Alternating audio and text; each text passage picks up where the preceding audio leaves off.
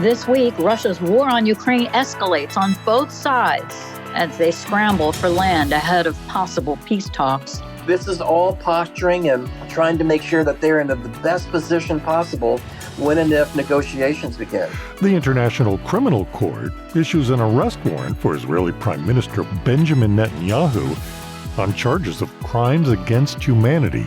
Israel will not recognize the validity of this decision. We will continue to do everything we must do to defend our citizens and defend our state. Join us on The Voice of America as we explore the issues in the news.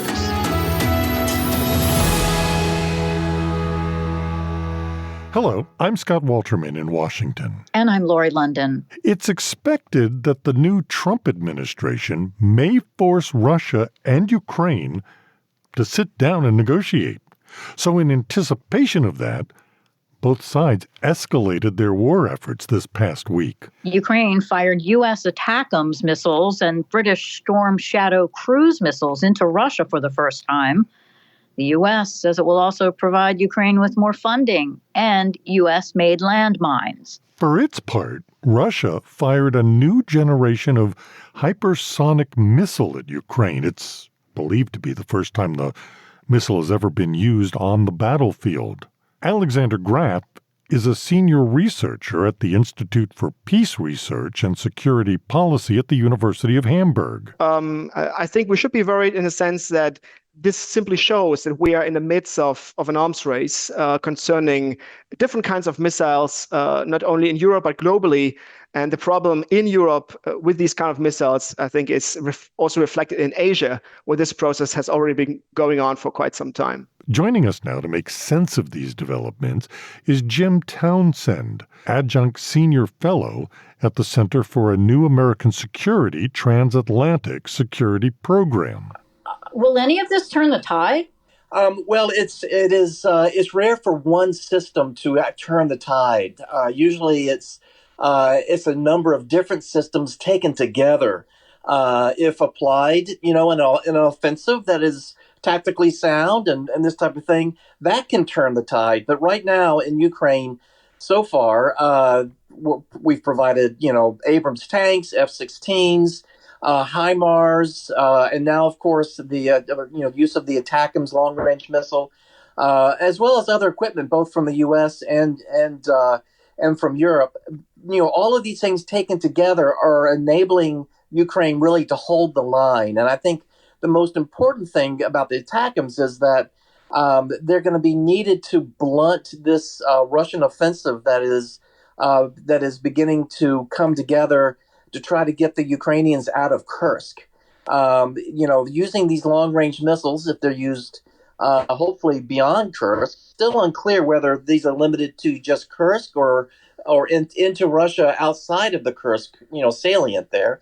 If these can be used to impact the logistics that the Russians are going to need to be able to use to mount their offensive into the Kursk, if these missiles can be used to bomb logistics hubs, as well as some of the air bases that Russia uses not just for strikes in Kursk, but also to launch drones or other aircraft to bomb these Ukrainian cities the way they've been doing.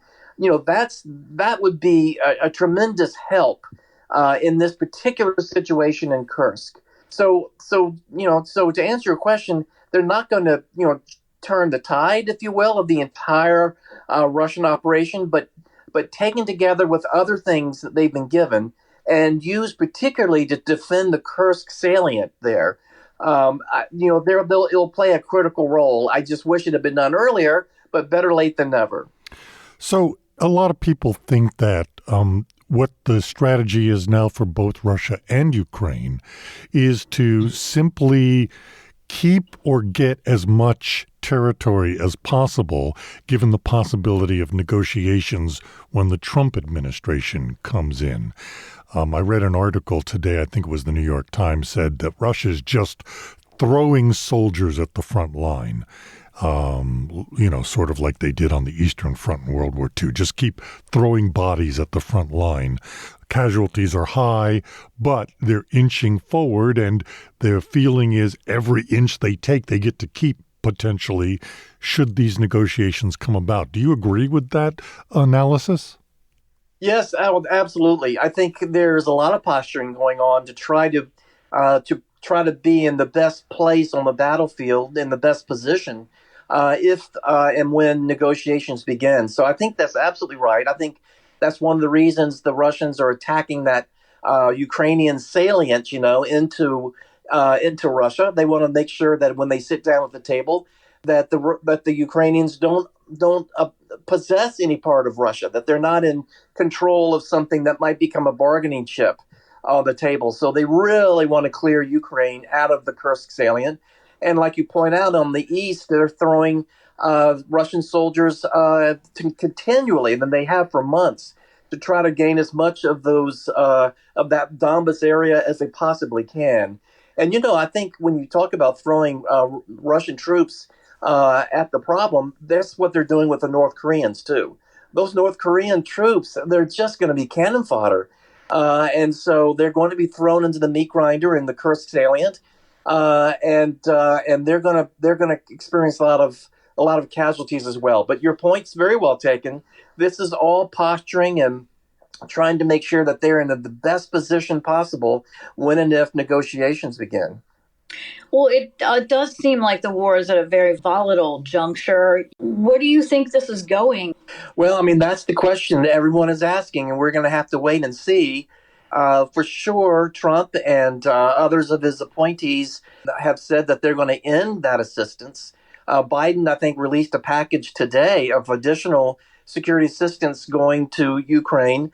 But the thinking is that pretty soon after taking office, Trump will have to deal with this point about continuing the assistance or not. And the question becomes too, well, is he going to, do that for free? In other words, is he going to just, as a gift to Putin, withhold U.S. assistance to Ukraine and get nothing for it? Or will Trump say, look, this is my plan. I'm going to withhold assistance, but I'm not going to do it for free, Putin. I'm going to use this as leverage, and I want some things out of you, too. I mean, is this going to be part of trying to lay the foundations for what will be negotiations? And this particular bit of it would be leverage over Russia to make concessions as well. And so there's lots of speculation, lots of ideas. We just are not going to find out until he takes office and then actually does something. But I'd be really surprised if he's going to turn off the assistance and not get anything from it. I think he's going to use it for leverage on Russia in terms of a negotiated deal with Ukraine. But we'll have to wait and see. We've heard a couple of different takes on what happens if the United States scales back or ends assistance to Ukraine. Do you think it's possible that Europe could pick up the slack? Well, I don't think they'll be able to pick up the slack and completely fill the role of the U.S. I think there's a lot of stuff that's uniquely American, like the ATACMS, although there's Storm Shadow from the UK and the Scout missile that the French have. But there's a lot of things in terms of just the volume and the scale of assistance that really is something that we've been able to do out of the U.S. I think Europe will do the best it can in terms of providing assistance. I think there is certainly financial assistance that the EU wants to give. So there is help that's going to go to Ukraine, and Ukraine also, their own defense industry has been able to fill a lot of the needs in terms of drones and this kind of thing. The U.S. Has approved U.S. contractors to go in and do maintenance on a lot of the equipment that they already have. So they're not going to be left adrift. There's still going to be assistance there, but it's going to be more difficult. And I think it's going to eventually lead to sitting down at the negotiating table. I'm not sure when that is. But the U.S. not providing assistance is a blow, and Europe is going to have to really dig in to try to fill the gap as much as they can. But they won't be able to do as much as the U.S. has been able to do.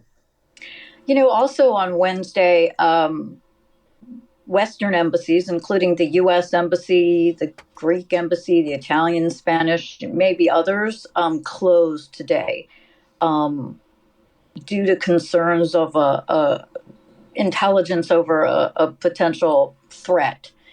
How unprecedented is it that in Kyiv, obviously, I should have said, how unprecedented is it for all of these embassies to close today in Kyiv? And what does this say? And what does it potentially mean?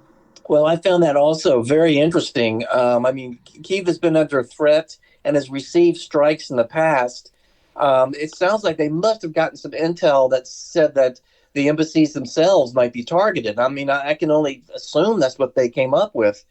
But we'll have to see what happens tonight and then in the days to come. But I think that certainly Putin putting the West on notice that providing ATACMS as well as other assistance is not going unnoticed in Moscow. And I think they're going to say, well, if you're going to do this, you're going to feel the effects of this war as well. So I think it's definitely a signal. We'll have to see. I hope they release what the intel was.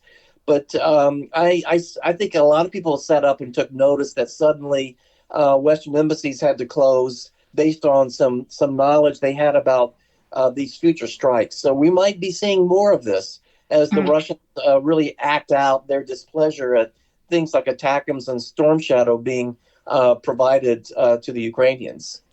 Jim, thanks so much for the time. Well, you're very welcome anytime.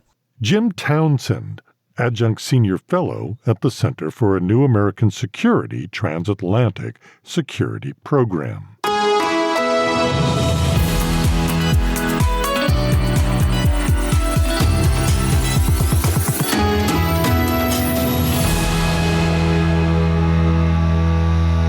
You're listening to Issues in the News. I'm Lori London with Scott Walterman. The truth is simple. No war is more just than the war that Israel has been waging in Gaza after Hamas attacked us unprovoked, launching the worst massacre against the Jewish people since the Holocaust. Calling it an anti-Semitic decision, Israel's Prime Minister Benjamin Netanyahu was defiant in his response to this week's decision by the International Criminal Court to issue an arrest warrant charging him with alleged war crimes. Here's Reuters correspondent Olivia Zelina with more. The International Criminal Court issued arrest warrants on Tuesday for Israeli Prime Minister Benjamin Netanyahu, his former defense chief, and a Hamas leader. The warrants are for alleged war crimes and crimes against humanity in the Gaza conflict. The move was met with outrage in Israel, while Hamas welcomed the warrants against the Israelis. In their decision, the ICC judges said there were reasonable grounds to believe Netanyahu and Yoav Gallant were criminally responsible for acts including murder, persecution, and starvation as a weapon of war, and said it was part of a, quote, widespread and systemic attack against the civilian population of Gaza. The warrants for Hamas leader Ibrahim al-Masri list charges of mass killings during the October 7, 2023 attacks on Israel. It also includes charges of rape and the taking of hostages. Israel said it killed Masri in an airstrike in July, but Hamas has neither confirmed nor denied it. The prosecution indicated it would continue to investigate his reported death. זהו צעד אנטישמי שיש לו מטרה אחת. Netanyahu's office called the ICC decision anti-Semitic and said he would not yield until Israel's war objectives are met. Why an arrest warrant against our prime minister? In Tel Aviv, his supporters voiced disapproval. You don't see the whole anti-Semitism that's been going on. And the only state that's fighting Hamas. We still have 101 hostages in captivity by Hamas. A senior Hamas official told Reuters the warrants were a first step towards justice. But in Khan Yunis, displaced Palestinians said the decision to charge Netanyahu came too late. He used October 7th as an excuse to commit crimes in the Gaza Strip. The Gaza Strip is not terrorists. It is children, elderly people, women. Israel has rejected the jurisdiction of the Hague-based court and denies war crimes in Gaza. The United States, Israel's main diplomatic supporter, is also not a member of the ICC and rejected the decision on Thursday, said a White House National Security Council spokesperson. But others, like the EU's foreign policy chief, said the court's decision should be respected and implemented. It's a decision of a court. of a court of justice, of an international court of justice.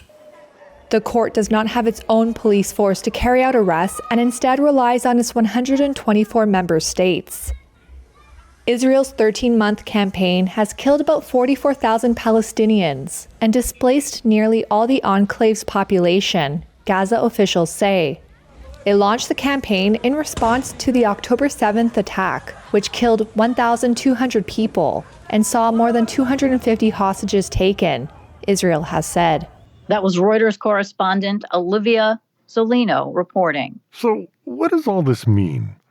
Let's speak to an expert. Joining us now for some understanding is Leila Sadat, Washington University professor of international criminal law and special advisor on crimes against humanity to the ICC Prosecutor. Is this a groundbreaking decision? Well, I think it's groundbreaking and it's not groundbreaking. I think right now the expectation of the international community when you see a conflict that appears to be raging out of control is that the ICC may be investigating. I think what's upsetting in the United States, where I live, obviously, is that Israel is a close ally to the United States of America, and Israel has alleged that it's not committing the crimes that the prosecutor alleges are being committed.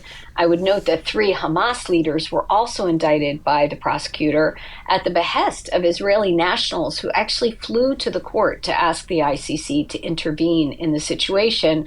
And the only way the ICC has jurisdiction over Hamas leaders is because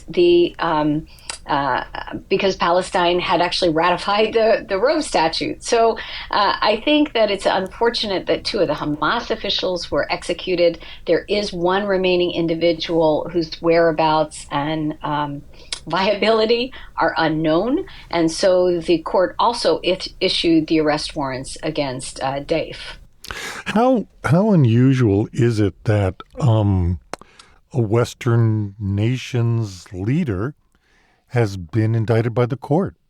Well, Slobodan Milosevic was probably one of the first Western leaders to be indicted by an international criminal tribunal. It was the Yugoslavia Tribunal, not the ICC, but he obviously was the president of the Federal Republic of Yugoslavia. And the Nuremberg trials, which are the genesis of the entire international criminal justice project over the last 75 years, are clearly the genesis that, and it was Germans who were indicted. So no one is above the law. And it's just as simple as that. The judges said there were reasonable grounds to believe that the blockade on Gaza, the lack of food, water, electricity, etc., created conditions of life calculated to bring about the destruction of part of the civilian population in Gaza. Would this be a classic case of crimes against humanity?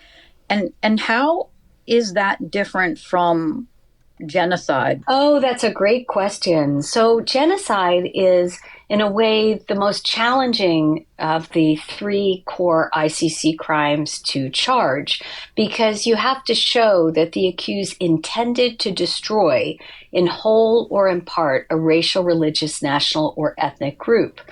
And that specific intent requirement, as well as the group intent requirement, is very challenging.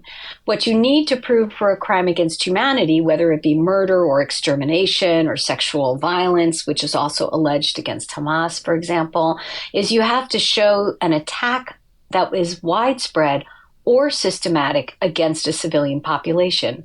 But you don't have to show the discriminatory intent of the accused to do it in order to execute or to exterminate the group. So crimes against humanity are hard to prove, but genocide is probably the most challenging to prove. The court really has no teeth, right? I mean, if your country is a member of the court, you're supposed to detain a suspect facing a warrant if they set foot on your soil.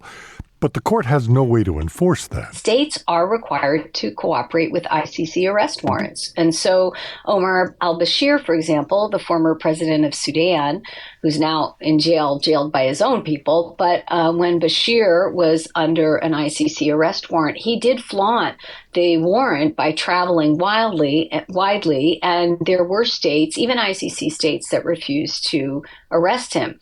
That said, he then traveled to South Africa, which has a very vibrant legal system.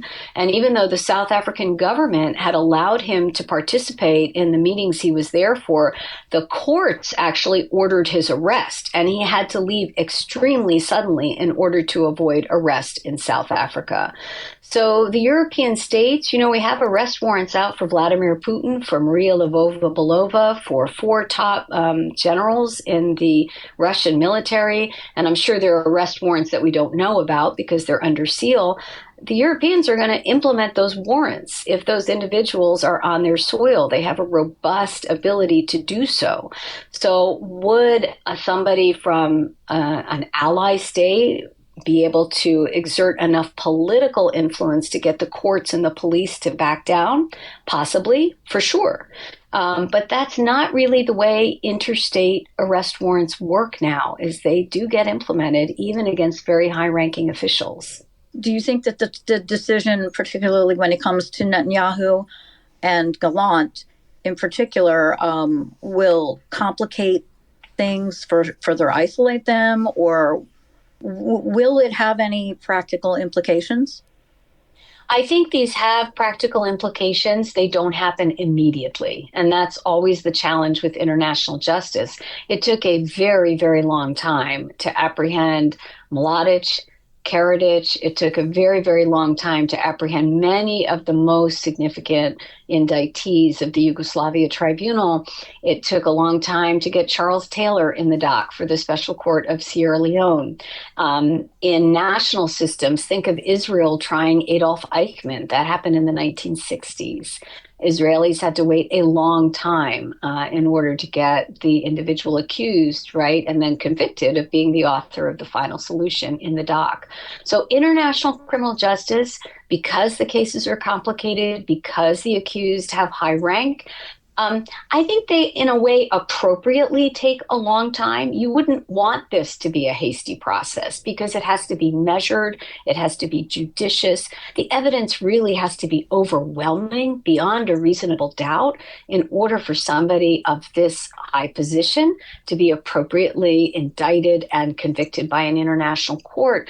So in a way, the system is maybe frustratingly, but it's frustratingly slow by design. It's not meant to be on a fast track. So would it also be pretty serious evidence to get to the point where they've even gone where they have? Oh, absolutely. Oh, my gosh. No ICC prosecutor wants to have egg on their face and have an acquittal after having taken the political courage. And it did take political courage because we saw what happened in the Afghanistan situation when the Trump administration actually sanctioned the ICC prosecutor under the IEEPA. So it took a certain degree of political courage in order for Karim Khan to do this and for the judges to issue the warrants, knowing that there's sanctions bills right now threatening in the U.S. Congress. And nobody takes that kind of decision lightly.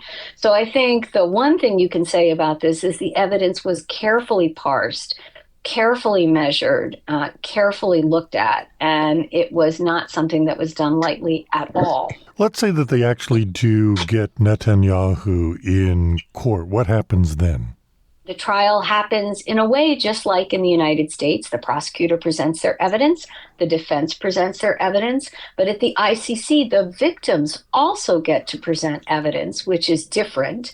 And that's why it's such a shame that we don't have the Hamas accused, I think, who are realistically going to be, at least not these accused in this case, because the victims obviously want their day in court as well.